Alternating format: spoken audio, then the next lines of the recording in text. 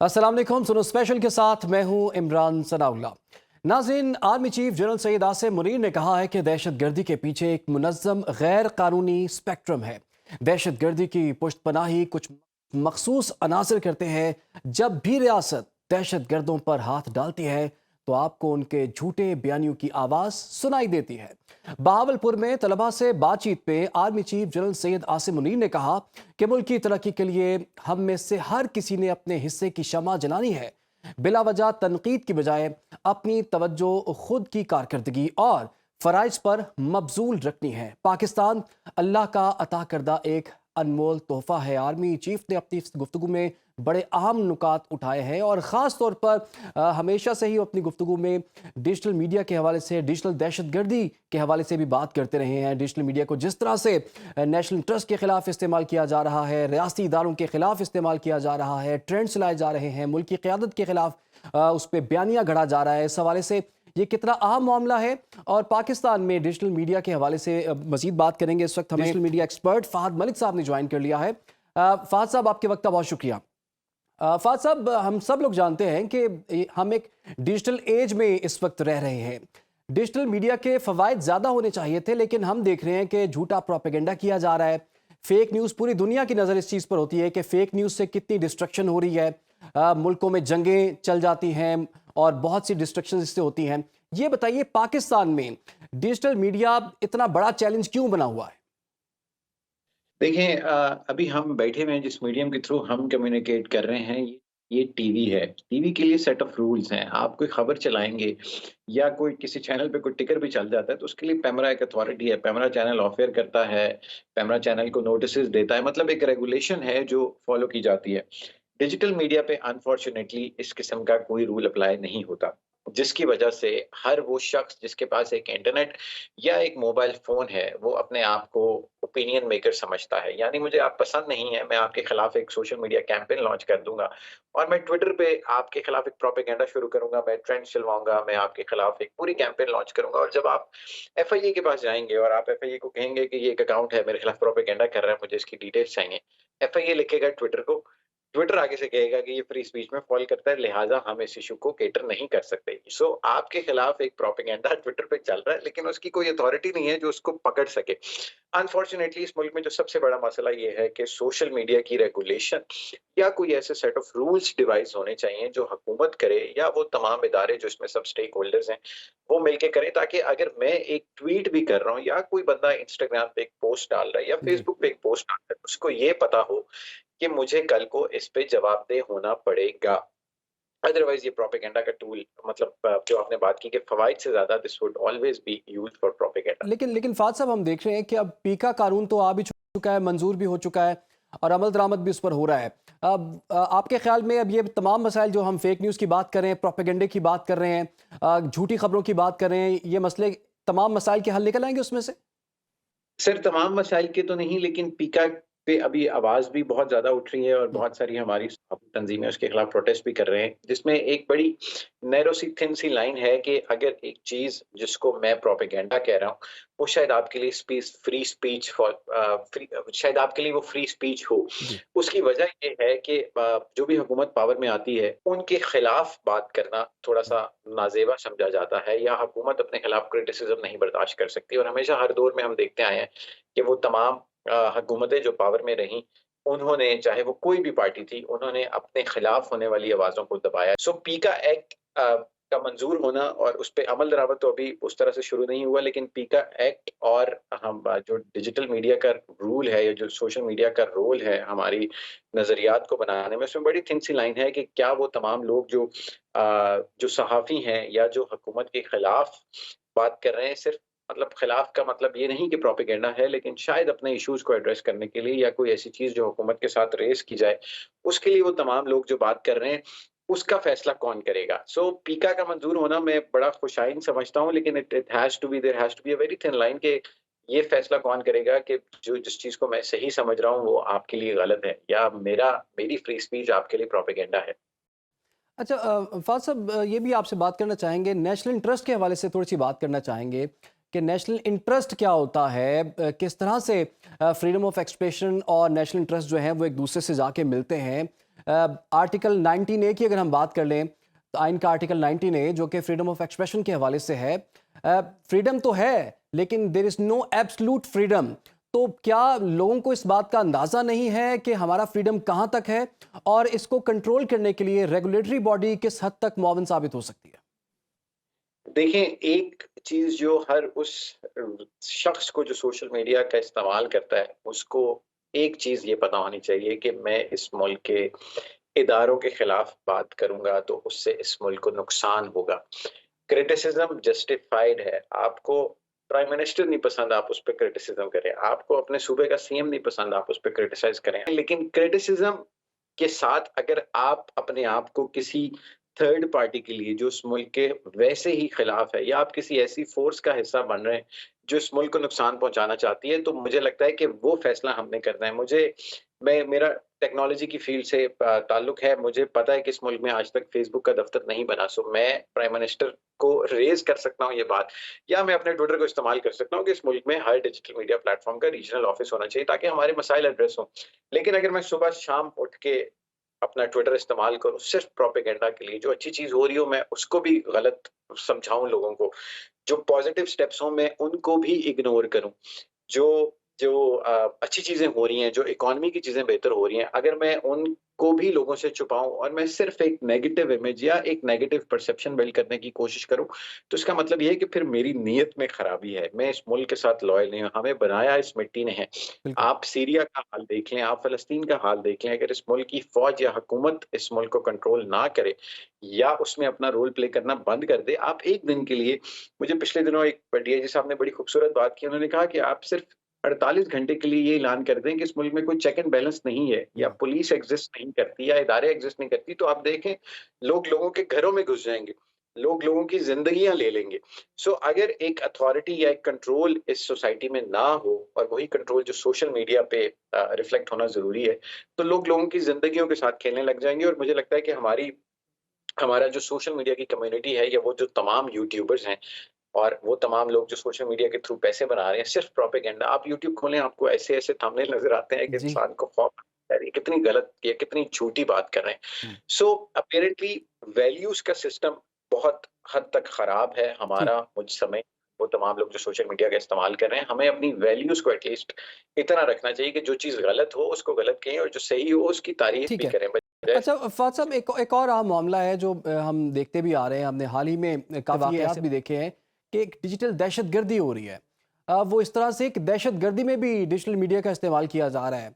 दहशतगर्दों को रिक्रूट करने के लिए डिजिटल मीडिया का इस्तेमाल किया जा रहा है और ख़ास तौर पर बलूचिस्तान में भी हमने ऐसे वाक़यात देखे हैं और हम खबर के तौर पे सामने भी लेकर आए हैं।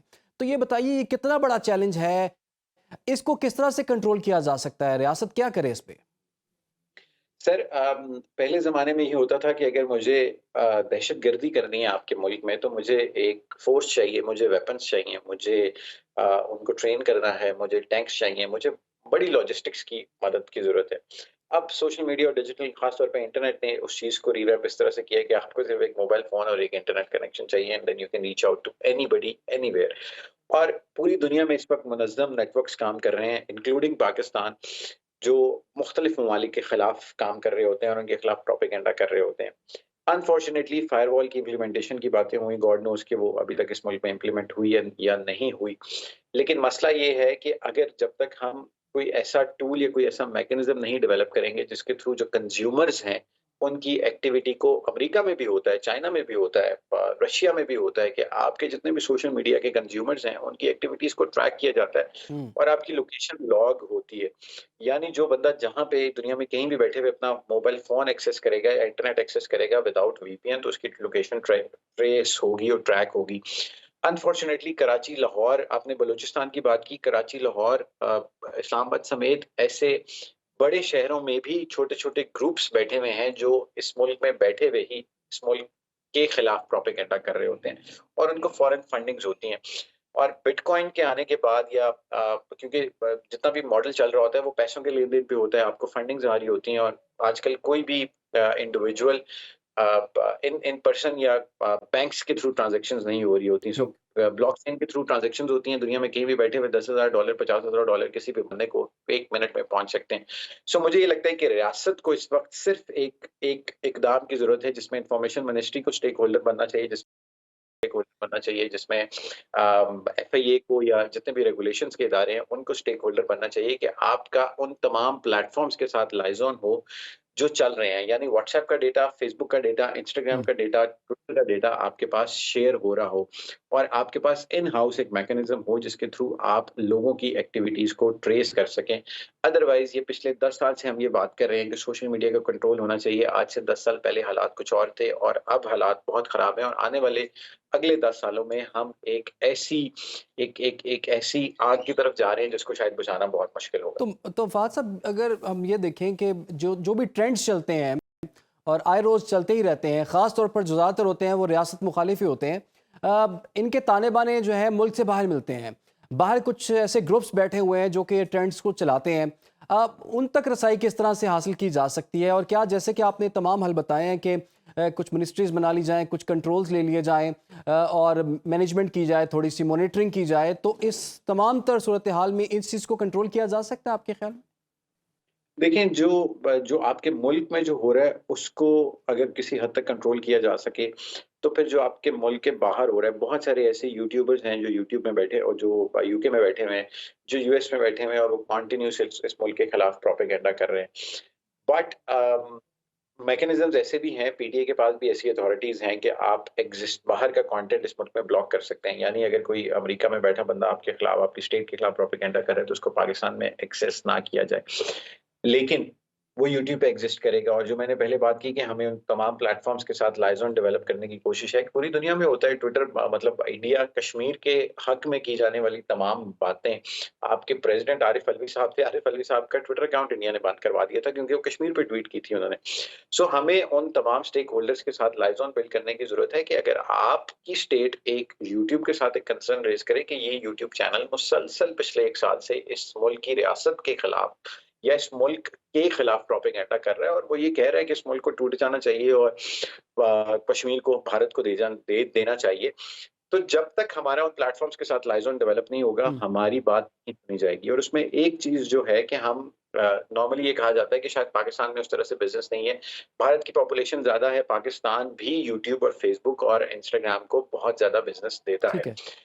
मुझे लगता है कि सिर्फ़ हमारी जो आईटी मिनिस्टर साहिबा हैं, उनको थोड़ी-सी एफ़र्ट करनी पड़ेगी। मुझे याद है कि जब कश्मीर वाले इश्यू पे पाकिस्तान में ठीक है। ट्विटर अकाउंट्स बंद थे, तो आसिम गफूर साहब ने जाके खुद रेज़ किया था ट्विटर के साथ और उस वक़्त मसाइल को काफ़ी हद तक हल किया गया था। सो इस अच्छा फ़हद साहब, ये भी आपसे जानना चाहेंगे कि अब मासूम कुछ भी लोग होते हैं ना, कुछ मासूम लोग भी होते हैं जो नहीं चेक करते कि ये खबर ऑथेंटिक है या नहीं है, खबर सच्ची है या नहीं है, वो इसको एज़ इट इज़ शेयर कर देते हैं। तो फैक्ट चेक किस तरह से किया जा सकता है? उन मासूम लोगों के लिए आप क्या पैगाम देंगे कि किस तरह से वो इस चीज़ को चेक कर सकते हैं और किसी भी बड़े मसले से बच सकते हैं? देखिए, तमाम मीडिया हाउसेज़ जो इस वक़्त पाकिस्तान में ऑपरेट कर रहे हैं, उनकी सबसे पहली ज़िम्मेदारी है कि हर टीवी चैनल अपनी वेबसाइट पे, जैसे सुनो पे भी हमारा फैक्ट चेक है, लेकिन बाकी तमाम टीवी चैनल्स अपनी-अपनी वेबसाइट्स पे फैक्ट चेक का एक कॉर्नर एस्टैब्लिश करें, जिसमें लोगों को ये बताया जाए कि आपकी जो सोशल मीडिया पे खबर चल रही थी, वो फेक है। दूसरा, क्योंकि सुनो टेलीविज़न वैसे भी मेरा घर है, तो आप लोगों के थ्रू मैं हुकूमत को एक ऑफ़र कर रहा हूँ कि जितने भी तमाम स्टेक होल्डर्स हैं सरकारी इदारों के, उनको हम एक फ्री ऑफ कॉस्ट ट्रेनिंग करा देते हैं कि आपको ये पता हो कि अगर एक इंडिविजुअल है, उसके आगे 10 जानने वाले हैं, उनको जाके वो सिखाएँ कि सोशल मीडिया पे खबर की ऑथेंटिसिटी कैसे चेक होती है। हुँ। 10-12 स्टेप्स का एक मैकेनिज़्म है जिसके थ्रू हर इंडिविजुअल अपने व्हाट्सएप पे आने वाली खबर को क्रॉस चेक कर सकता है कि क्या ये असली है या नकली है। सबसे आसान तरीका प्रोपेगेंडा का ये है कि मैं एक तस्वीर एडिट करूँ। अब एआई से तो वैसे ही चीज़ें काफ़ी खतरनाक हो गई हैं। मैं आपकी आवाज़ को रेप्लिकेट कर सकता हूँ, मैं आपकी शक्ल को रेप्लिकेट कर सकता हूँ और आपको पता भी नहीं होगा। सो व्हाट्सएप पे खबर आई, हमने देखी और हमने 10 ग्रुप्स में फॉरवर्ड कर दी। हुँ। जैसे ही आपके पास व्हाट्सएप पे कोई खबर आई या आपने फेसबुक पे कोई पोस्ट देखी, उसको चेक करने का एक मैकेनिज़्म है। वो मैकेनिज़्म हम सुनो टेलीविज़न के थ्रू सबको फ्री ऑफ कॉस्ट सिखाने को तैयार हैं, ताकि कम से कम इस मुल्क की 23 करोड़ की आबादी में से लाख बंदा भी अगर ये समझ गया ना कि मैंने खबर को क्रॉस चेक कैसे करना है, तो हम काफ़ी हद तक ये फेक न्यूज़ का तूफ़ान इसको काफ़ी हद तक रोक सकते हैं। बिल्कुल जी, थैंक यू सो मच। बहुत शुक्रिया फ़ाद मलिक साहब, आपने इतनी बड़ी ऑफ़र भी की है। और यकीनन वो तमाम लोग जो कि सोशल मीडिया यूज़र हैं, उनको पता होना चाहिए कि फ़ेक न्यूज़ को आपने शेयर नहीं करना। क्योंकि अगर आप कोई गलत या फ़ेक न्यूज़ शेयर करेंगे, उसके बहुत बड़े-बड़े नताइज भी हो सकते हैं। आपकी गलत खबर से किसी की जान जा सकती है, किसी की नौकरी जा सकती है, किसी की इज़्ज़त पामाल हो सकती है। आपकी गलत खबर से नेशनल इंटरेस्ट को नुकसान पहुँच सकता है। आपकी गलत खबर से रियासत को नुकसान पहुँच सकता है और सबसे बढ़ के आपको और आपकी फैमिली को भी नुकसान पहुँच सकता है। तो बहरहाल इस चीज़ का ख़्याल आप लोगों ने भी रखना है। यहाँ पर हम एक छोटी-सी ब्रेक लेंगे और ब्रेक के बाद एक और मौज़ू पर बात करेंगे, लेकिन एक ब्रेक के बाद। प्रोग्राम में एक मरतबा फिर से आपको खुशामदीद कहते हैं। आपको कुछ मुल्क की मईशत के हवाले से भी बात कर लेते हैं। आपको ये बताएँ कि IMF का एक वफ़द जो है वो कल पाकिस्तान आ रहा है और पाकिस्तान के इक़्तिसादी जायज़े के लिए आ रहा है। और ये देखना चाह रहा है कि पाकिस्तान की मुआशी रफ्तार कैसी है और जो गाइडलाइंस दी गई थी क्या उस पर पूरे तरीके से अमल दरामद किया गया या नहीं किया गया। अगली किस्त जो है वो इससे मशरूत भी होगी। लेकिन इम्पॉर्टेंट चीज़ ये है कि ये वफ्द उस वक्त आ रहा है जब चंद ही महीनों के बाद इस वक्त बजट पेश किया जाना है। बजट से पहले उनका पाकिस्तान में आना क्या बताता है, इसी पर बात कर लेते हैं। हमें ज्वाइन कर लिया माहिर मईशत डॉक्टर शाहिद हसन साहब। आपके वक्त का बहुत शुक्रिया। डॉक्टर साहब, अब तो जब भी IMF की बात होती है तो आवाम भी सहम सी जाती है कि अब पता नहीं कौन सी मुसीबत हम पर आने वाली है। क्योंकि जब डील हो गई तब ये कहा गया कि अब डील हो गई है, अब कोई मसला नहीं है। फिर उसके बाद मजीद सख्ती आ गई लोगों पर, महंगाई का एक तूफान भी आ गया। अब दोबारा से वो आए हैं इक्तिसादी जायजे के लिए और बजट भी आने वाला है। जरा बता दें हमें आगे होने क्या वाला है। बहुत शुक्रिया आपका। पहले मैं एक चीज़ पूरी ज़िम्मेदारी से वज़ाहत कर दूँ। पाकिस्तान में अशराफिया की मईशत है, मफादात का तहफ़्फ़ुज़ किया जाता है। तो ये IMF की शराइत बुनियादी तौर पर नहीं होती हैं। मैं आपको रिकॉर्ड पे बता दूँ और आपने भी देखा होगा कि IMF के मैनेजिंग डायरेक्टर ने ये कहा था कि हमने हुकूमत पाकिस्तान से ये कहा है कि आप अपने मालदार लोगों से टैक्स लें जो नहीं लेते और अवाम को रिलीफ दें। लेकिन जब मुआहदा हुआ तो उसमें अवाम ही के ऊपर कुचला गया, GST बढ़ा दिया गया, पेट्रोलियम लेवी बढ़ा दिया गया और तरक्याती बजट में कटौती कर दी गई। तो देश देश ये एक गठजोड़ है बैरूनी अशराफिया का और हमारी अशराफिया का। अगर हमारी अशराफिया पाकिस्तान की हुकूमत ये कहें कि हम टैक्स की चोरी रोकेंगे, हम शाना अखराजात कम करेंगे, तो फिर IMF को मौका ही नहीं मिलेगा कि वो आप पर शराइत आयद करे। लेकिन रिकॉर्ड पर यह है कि हुकूमत पाकिस्तान ने कहा था कि जनाब हम उससे टैक्स नहीं ले सकते, हम अखराजात भी कम नहीं कर सकते। अभी आपने देखा कि कैबिनेट का साइज भी बढ़ गया, पार्लियामेंट्री ने तनख्वाहें भी बढ़ा दी। तो वो कहते हैं बजट खसारा कंट्रोल करना है, आपका मुल्क है, आप बताइए क्या करना चाहते हैं। ये तजवीज़ देते हैं, वो मंजूर कर लेते हैं। तो हमारी अपनी कसूर है, बिल्कुल मैं ज़िम्मेदारी से ये बता रहा हूँ। लेकिन अभी ऐसा है कि इस वक़्त जो IMF का वफ़द आया है, उनका ये रूटीन का नहीं है। ये उस वक़्त आता है जब अब अगली किस्त देने के लिए ये पहले से तय था कि वो मार्च में आएँगे और वो अब आ रहे हैं। वो हुकूमत पाकिस्तान ने मुमकिन हद तक अवाम के ऊपर बोझ डालकर तरक्याती अखराजात में कटौती करके और दूसरे इक़दाम उठा के उनकी मेजॉरिटी शराइत जो है वो पूरी कर दी हैं। दोस्त ममालिक से डिपॉज़िट भी रोल ओवर करा दिए हैं। छोटी-मोटी कुछ मेरा ख़्याल है कमी है। तो मैं यही समझता हूँगा कि किस्त मिल जाएगी, लेकिन मईशत लड़खड़ाती भी रहेगी। अगले आने वाले महीनों में मुझे महँगाई में इज़ाफ़ा होता नज़र आ रहा है। गुर्बत और बेरोज़गारी पिछले 1 साल में रिकॉर्ड पर है कि 1 करोड़ 30 लाख आदमी जो पहले गरीब नहीं थे, अब गरीब हो गए हैं और हमारी बेरोज़गारी की शरह भी बढ़ी है। लेकिन डिफ़ॉल्ट का खतरा बहरहाल टल गया और आर्थिक तौर पर एक मईशत में इस्तेहकाम है। लेकिन जब तक हम अपने टैक्सों की आमदनी नहीं बढ़ाएँगे, मुनसिफ़ाना निज़ाम के ज़रिए मुल्क की बचतें नहीं बढ़ाएँगे और मुल्क की सरमायाकारी नहीं बढ़ाएँगे, दुनिया के इक़दामात से मईशत तरक्की नहीं करेगी। बदकिस्मती से हम सारा ज़ोर हमारा बैरूनी कर्ज़ों, बैरूनी इमदाद ठीक। और निजकारी पर है। इसको बदलना होगा। लेकिन डॉक्टर जनाब, साहब, हुकूमत जो बहुत बड़े-बड़े दावे कर रही है, हर दूसरे चौथे दिन ही कहा जाता है कि मईशत जो है वो दुरुस्त सिमत में जा रही है, हम मुआशी तौर पर बाकायदा तौर पर मुस्तहकम हो चुके हुए हैं। फिर साथ ही साथ वो कुछ इंडिकेटर्स भी गिनवा दिए जाते हैं जी, इंटरेस्ट रेट 13 पर आ गया, 22 से 13 पर आ गया। फिर उसके साथ साथ इन्फ्लेशन रेट जो है वो सिंगल डिजिट पे आ गया, महंगाई कम हो रही है और जो दीगर इदारे जो हैं उनकी तरफ से भी कोई बयान सामने आता है तो हुकूमत उसको सेलिब्रेट करती है। थोड़ा सा आप हमें बता भी दीजिए कि इस वक्त हमारी मईशत खड़ी कहाँ पे हुई है? देखिए मैं बिल्कुल पूरी ज़िम्मेदारी से कहना चाहता हूँ और इन बातों को हुकूमत का कोई वफ़्द भी डिनाई नहीं कर सकता, वज़ीर ख़ज़ाना भी नहीं बता सकते। वो बातें बताते हैं, उसका आधा आधा तस्वीर का आधा रुख दिखाते हैं, पूरा छुपा लेते हैं। अभी आपने एक बड़ा अहम नुक्ता बताया, शरह सूद में कमी। हम्म। अब मैं आपको बता दूं, आप स्टेट बैंक के आदाद शुमार है, मेरे नहीं है। आप ये देखिए कि मुल्क में करोड़ों लोग हैं, पाकिस्तान में अल्हम्दुलिल्लाह करोड़ों, जिन्होंने बैंक में कोई जो है वो 30,000 अरब रुपया रखा हुआ है डिपॉजिट। उसमें से बल्क जो है वो बचत स्कीमों में है, फिक्स डिपॉजिट में, करोड़ों लोग। अब आप अपना अकाउंट भी आप जरा चाह के चेक कर लें, आपका भी बैंक में अकाउंट होगा। जून 2024 में, जून 2024 बहुत लंबी बात नहीं कर रहा, अगर आपका 1 लाख रुपया था बैंक में, तो उन्होंने आपको मुनाफा दिया था सालाना 20.55, 20,000 यानी 20.5%, 20,500। अब वो 20.5 से कम करके उन्होंने कर दिया है 10.5, यानी लोगों की प्रॉफिट की शरह आधी हो गई। हम्म। तकरीबन 2,000 अरब रुपया कम मिला सालाना इस अरसे में। ये रिकॉर्ड पर है, इसको कोई इनकार नहीं कर सकता। ये शरह सूद में कमी का एक रुख बताते हैं कि जी हमने कम कर दिया, सनतदारों को फायदा हो गया। अरे भाई, ये जो करोड़ों लोग हैं, इनको तो आपने मुनाफे की शरह गिरा दी।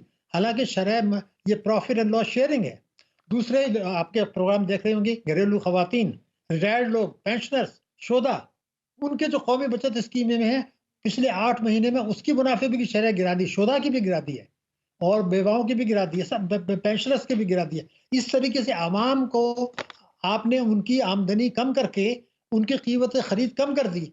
अगर थोड़ी बहुत इजाफे की शरह, महंगाई में कमी नहीं हुई है, गलत समझ रहे हैं लोग। वो ये कह रहे हैं महंगाई में इजाफे की शरह कम हो गई है, जरूर कम हुई है, लेकिन उससे कई गुना ज्यादा लोगों की आमदनी कम हो गई। हम्म। तो जब मेरी आमदनी कम हो गई बहुत ज्यादा, तो अगर सस्ता आटा मिल भी रहा है, तो मेरी जेब में पैसे नहीं, तो मैं करूंगा क्या? तो ये जो कीमत खरीद कम हुई है, मैंने आपको 2 मिसालें दे दी हैं, और भी मैं दे सकता हूँ। इसमें ये कई हजार अरब रुपए का फर्क पड़ गया गरीब आवाम पर। ये बड़ी तकलीफ दे चीज इसलिए है कि पहले ही हमारे मुल्क में गुर्बत बहुत है, कोई 44% लोग गरीब हैं, 11 करोड़ से ज्यादा। हमारे 26 मिलियन बच्चे स्कूल नहीं जा रहे, ये दुनिया में सबसे बड़ी तादाद है। हुकूमत इसकी बात भी नहीं कर रही, और आपने तालीम का बजट इतना कम कर दिया कि खुदा ना खास्ता अगले 50 वर्षों में भी ये बच्चे स्कूल नहीं जाएंगे। हालांकि आइन कहता है 25 अलिफ कि लाजमी मुफ्त तालीम देना बच्चों को हुकूमत पाकिस्तान की जिम्मेदारी है। फिर हमारे अवाम हैं बेचारे, न बच्चों को, अपनी बीवी बच्चों को पेट भर के खाना खिला सकते हैं, न इलाज मुआवजा करा सकते हैं। सेहत का बजट हुकूमत ने कम कर दिया, तालीम का बजट कम कर दिया, लेकिन ये लोग भी शोर नहीं कर रहे। तो मगर सवाल ये है कि अगर एक जी। बच्चे के, आदमी के घर में खाने को नहीं है, बच्चे को तालीम नहीं दिला रहा, इलाज नहीं करा रहा, बल्कि उसको कहता है चाइल्ड लेबर करो, तो उसको क्या मिला? ये बात तो ठीक। हमें सोचनी पड़ेगी, बिल्कुल डॉक्टर साहब, है ना? एक और अहम मामला ये है कि हमें पिछले साल जब गर्मियों में बिल आए थे, बहुत भारी भरकम बिल आए थे, लोग परेशान हो गए थे, लोगों की कमर टूट गई थी। अब फिर गर्मियां स्टार्ट होने को हैं, लेकिन हुकूमत ये एक दावा भी कर रही है और इस उम्मीद का इजहार भी कर रही है कि IMF से हम बात करेंगे और उनसे दरख्वास्त करेंगे कि हमें कुछ मौका दें, हम बिजली की प्राइसेस को कुछ कम कर सकें। आप तो पहले कह चुके हैं कि IMF तो कुछ भी नहीं कह रहा, तो हुकूमत किस तरह से IMF को का नाम इस्तेमाल करके बिजली की कीमतों को बढ़ा भी लेती है, कम भी करने की कोशिश करती है? नहीं, इस मरतबा सूरत हाल थोड़ी सी मुख्तलिफ है। हम्म। देखिए, मैंने कई मरतबा मुख्तलिफ चैनल्स पे कहा था, आपके यहाँ भी कहा था, कि कई हजार अरब रुपया, आप सोच भी नहीं सकते लोग, इतना IPPs ने नाजायज मुनाफा की है पिछली हुकूमतों के साथ, धोखाधड़ी फ्रॉड करके। कई हजार अरब रुपया, यानी बिजली पैदा नहीं कर रहे, दे नहीं रहे, मगर हुकूमत पाकिस्तान ने उनको कई हजार पे किए। तो हमने तो ये कहा था कि आप इन लोगों का नाम ECL में डाल दें और इनसे इनका ऑडिट कराएं, पकड़ें तो ये पैसे दे देंगे। हुकूमत ने इस तजवीज़ को नहीं माना, और उनको ये कहा कि भाई आप खुद ही वॉलंटरी कम कर दें, आपने बहुत लूट लिया मुल्क को। तो वो तैयार हो गए, वो इसलिए तैयार हो गए कि हम तो ये कह रहे थे वरना इनका नाम ECL में डालें, इनका ऑडिट कराएं, तो सब तबाह बर्बाद हो जाते। तो उन्होंने, कई ने एग्री कर लिया है कि हम वो कम करेंगे, लेकिन ये बहुत ही मामूली कमी होगी उसके मुताबिक जो हम उनसे कमी करा सकते थे। तो 1-2 महीने के लिए शायद IMF को शायद एतराज नहीं होगा कि आप बिजली के नर्ख कम कर दें, लेकिन ये समझना कि ये पायदार होगा, इसलिए नहीं होगा कि हुकूमत पाकिस्तान ने एक और फैसला किया है। ये जो आपका सर्कुलर डेट था, गर्दिशी कर्जे, जी। ये बहुत बढ़ गया, ये नहीं हो रहे। तो हुकूमत ये फैसला कर रही है कि ये इनको कर्जे लेके बजट खसारे को पूरा कर दें, इसको सर्कुलर डेट खत्म कर दें। अरे भाई, जब आप कर्जा लेंगे तो उसका सूद तो किस्तें तो आवाम को ही देनी है। तो आर्जी तौर पर शायद आपको कमी नजर आ जाए, लेकिन बेहतरी का सोचना ये मेरे ख्याल से खुद फरेबी होगी। वेरी क्विकली डॉक्टर साहब, अगर आखिर में आपसे पूछ पाऊँ मैं कि या ये आप आखिरी प्रोग्राम होगा? बदकिस्मती से मैं कहना नहीं चाहता, मगर हुकूमत को पता है, मैंने एक दर्जन दफ़ा कहा है, मैं रिकॉर्ड पे कह रहा हूँ, हुकूमत ने ये ऐसी तैयारी कर ली है कि 2027 के बाद इक़्तिदार में जो भी हो, उसको जाना पड़ेगा और वो जाना चाहते हैं। उसकी वजह ये है कि टैक्स और जीडीपी का तनासुब इन्होंने आईएमएफ के साथ तय किया है, ठीक। 13.5%, आपको भी पता है, 2027 में। अब मैं हुकूमत को याद दिलाना चाहता हूँ कि 95-96 में ये 14.4% था, यानी अब से बहुत ज़्यादा था तनासुब। आप 2027 में उससे भी कम कर रहे हैं, जबकि आपकी डेट सर्विसिंग बढ़ गई। तो 100% या 2027 के बाद जो भी हुकूमत है वो जाएगी और इस प्रोग्राम की मुद्दत में मईशत लड़खड़ाती रहेगी। हर साल हमारा रोना रहेगा कि हम दोस्त मुल्कों से डिपॉजिट रोल ओवर कराएं या कर्जे लें। ये रोना 2 साल तक चलेगा और जब ये प्रोग्राम खत्म होगा उसके कुछ अरसे बाद खुदा न खास्ता जाना पड़ेगा। और ये उससे खौफ आता है ठीक। क्योंकि न्यू प्रोग्राम के तहत ट्रंप की जो पॉलिसीज हैं, दुनिया बदल रही है, उसमें पाकिस्तान फोकस होगा क्योंकि चीन को कंट्रोल करना है, मशरिक वस्ता में हमारी ज़रूरत पड़ रही है, अफगानिस्तान में हमारी ज़रूरत पड़ रही है। तो वो चाहते हैं कि हम लड़खड़ाते रहें और आईएमएफ के प्रोग्राम में रहें और आईएमएफ भी यही चाहता है। तो ये अशराफिया का गठजोड़ नज़र आ रहा है। ठीक है जी, बहुत बहुत शुक्रिया आपका डॉक्टर शाहिद बात मुर्शिद हमारे साथ मौजूद थे। फिलहाल यहाँ पर वक्त एक ब्रेक का। प्रोग्राम में एक मरतबा फिर से आपको खुश आमदीद कहते हैं। अमरीकी सदर डोनाल्ड ट्रंप के साथ व्हाइट हाउस में होने वाली तल्खी के बाद पैदा होने वाली सूरत हाल में यूरोपीय रहनुमा यूक्रेन से सिक्योरिटी ताउन बढ़ाने के लिए लंदन पहुंच रहे हैं। व्हाइट हाउस से निकलने के बाद यूक्रेन के सदर व्लादिमीर ज़ेलेंस्की हफ्ते को लंदन पहुंचे, जहां उनका पुरतपाक इस्तकबाल किया गया। लंदन में यूक्रेन के यूरोपीय इत्तेहादियों की सिक्योरिटी समिट में शिरकत से कबल सदर ज़ेलेंस्की की बरतानवी फरमारवा शाह चार्ल्स स्वयं से मुलाकात भी मुतवक्के है और इस इजलास में फ्रांस, जर्मनी, डेनमार्क, इटली और तुर्की समेत पूरे यूरोप के रहनुमा शरीक हैं। इतवार को बरतानिया के वज़ीर आज़म के दफ्तर से जारी होने वाले बयान के मुताबिक इजलास में मुस्तकिल अमन के लिए तवीलुल मियाद मुआहदे पर जोर दिया गया है और यूक्रेन के लिए ठोस सिक्योरिटी यकीन दहानियों के लिए अगले मराहिल पर बातचीत होगी। बरतानी वज़ीर आज़म और यूक्रेनी सदर की मुलाकात के मौके पर 2 अरब 84 करोड़ डॉलर कर्ज मुआहदे का ऐलान भी हुआ, जो यूक्रेन की दिफाई सलाहियतों के लिए फ्राहम किया जाएगा। उधर अमरीका के वज़ीर ख़ारजा मार्को रूबियो ने ओवल ऑफिस में होने वाली तल्खी पर सदर ज़ेलेंस्की से मुआफ़ी मांगने का मुतालिबा किया है। इसी मामले पर बात करेंगे। इस वक्त हमें ज्वाइन कर लिया है साबिक सफ़ीर अली सरवर नकवी साहब ने। अली साहब, आपके वक्त का बहुत शुक्रिया। आप ये बताइएगा कि ये मामला आपको हल होता हुआ नज़र आ रहा है या फिर और यूरोपीय ममालिक अब एक दूसरे के सामने आ जाएंगे इसके बाद? देखिए, ये आपने जो इशारा किया है अमेरिका और यूरोपीय ममालिक का, ये इस गंभीर सूरत हाल का एक बहुत अहम पहलू है। लेकिन इसमें और भी बहुत से अंसर हैं, बहुत से फैक्टर्स हैं। तो अव्वल तो ये जंग जो शुरू हुई, ये सन 94 में बुडापेस्ट एग्रीमेंट के तहत, बुडापेस्ट हंगरी का हुकूमत है, वहाँ ये तय हुआ था कि यूक्रेन अपने एटमी असला हथियार वो सरेंडर कर देगा। तो उसने कर दिया। लेकिन उसके बाद उसको गारंटीज मिली थी कि यूक्रेन की सिक्योरिटी, अमेरिका और रशिया दोनों उसकी सालमियत के बारे में दोनों मुल्कों ने एश्योरेंस दी थी, इत्मीनान दिलाया था कि वो लोग उसकी निगहबानी करेंगे। एक तो ये हुआ। दूसरे, अ, यूक्रेन चूंकि अब उसके पास एटमी हथियार नहीं थे, वो उसने फिर नेटो की मेंबरशिप चाहिए और नेटो उसको नॉर्थ अटलांटिक ट्रीटी ऑर्गेनाइजेशन, जिसमें के सारे मगरबी ममालिक हैं, कनाडा भी है, अमेरिका, यूरोप के सारे ममालिक हैं। तो इसमें यूक्रेन भी शामिल होना चाहता था और जी। अब नेटो मशरकी यूरोप में भी काफी फैल चुका है, काफी ममालिक को उसने मेंबर बनाया हुआ है। तो रूस ने इस पे एतराज किया क्योंकि ये बुडापेस्ट एग्रीमेंट के तहत नेटो की मेंबरशिप नहीं थी, उसको नहीं देनी थी। दूसरे, जब ये रूस ने उनसे कहा कि ये जंग हम करने जा रहे हैं, तो उन्होंने रूस ने फिर मुज़ाकरात का भी ऑफर दिया और कहा कि इस पे डिस्कशन होनी चाहिए। लेकिन यूक्रेन के सदर ज़ेलेंस्की ने अमेरिका के कहने पे वो उस मुज़ाकरात में उसको कबूल नहीं किया। जी, जी। तो कहने का मकसद ये है कि बहुत से ये सारे आंसर इसमें आ गए और अब जब ज़ेलेंस्की वहाँ गया अमेरिका, तो सदर ट्रम्प से जो उसकी मुलाकात हुई, हुँ। उसमें दोनों में बड़ी तल्ख़ी और तल्ख़ी इसलिए हुई कि ट्रम्प जो है वो अमन चाहता है, वहाँ पे जंग बंदी चाहता है और ज़ेलेंस्की जो है वो रूस से टक्कर लेने पे तुला हुआ है। तो अब ये सूरत-ए-हाल ऐसी है कि ना ये जंग खत्म हो रही है और ना ही नेटो की मेंबरशिप यूक्रेन को मिल रही है और ना ही रूस आमादा हो रहा है कि वो लेकिन अली साहब मामला ये है कि ट्रंप साहब ने तो ये कह दिया था ना कि मैं इसको जंग को ख़त्म करवाऊंगा, वो पहले ही ऐलान कर चुके थे। और जिस तरह से ज़ेलेंस्की कल उनको मिले हैं जाके, तो ये गुमान किया जा रहा था कि वो एक जो डील है उस पे साइन हो जाएंगे। अब वो डील क्या वो डील क्या है या फिर वो एक तजारती डील थी, क्योंकि मादनियात का हसूल चाहता है अमेरिका और उस डील के लिए ज़ेलेंस्की शायद राजी नहीं है।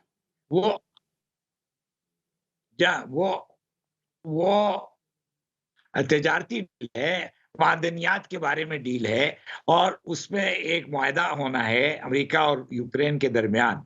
लेकिन ज़ेलेंस्की वो डील उसी वक़्त करना चाहता है, मेरे ख़्याल में और मुबस्सिरीन के ख़्याल में, जबकि अमेरिका उसको पूरी तरह सिक्योरिटी गारंटीज़ प्रोवाइड करे। अगर नेटो की मेंबरशिप नहीं तो कम से कम अमेरिका उसको असला फराहम करता जाए और उसको और किस्म के इकोनॉमिक इमदाद भी प्रोवाइड करे, मुहैया करे।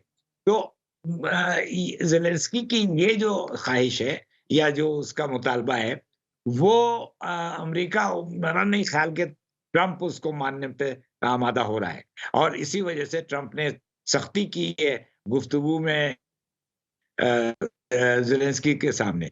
अच्छा, और ये एक और पहलू ये है कि जी। ये डिप्लोमैटिक नेगोशिएशंस जो हैं वो अ, से पर्दा होती हैं, हुँ। ढके-छुपे माहौल में होती हैं।